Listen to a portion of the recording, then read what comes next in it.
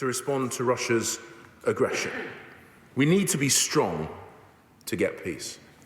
That is why we are building on efforts to cut off the funding for Putin's war machine through sanctions. And today, Madam Deputy Speaker, I can announce we will go further than ever before by hitting over 360 more people complicit with Putin's regime. They range from former President Dmitry Medvedev and Defence Minister Sergei Shoigu to Putin's propagandist Maria Zakharova. This means after today, we will have designated over 1,000 individuals and entities under our Russian sanctions regime. And we are using our new powers under the Economic Crime Act to maximise that impact. This would not have been possible without the extraordinary efforts of colleagues across this Parliament to help get this legislation through the House so quickly. And it shows our collective determination to lead by example in punishing the Putin regime.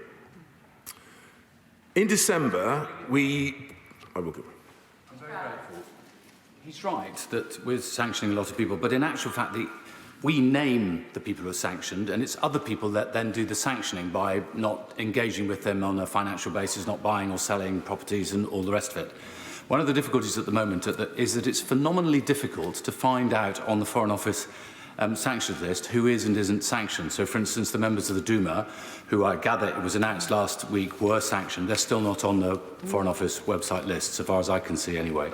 So I just wonder whether there's a way of making this far more readily available to the wider population, because we need to deal not just with the people who have £20 million houses that we've all heard of, but the people who've got £750,000 flats in London, bought with Russian dirty money, the many relatives, for instance, of Abramovich and his ex-partners.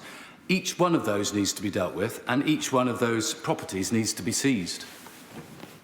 The honourable gentleman makes an important point about ensuring that we give due publicity to the people, institutions and entities that have been sanctioned. And I'll ensure that the suggestion that he has made is listened to by the department.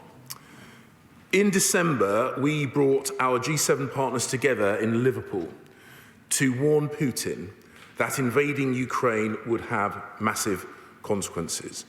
And indeed, we have followed through on that pledge. We have worked with our allies to cut off sectors of the Russian economy by targeting its defence companies, its trade and transport sector, and kicking banks out of the SWIFT financial system.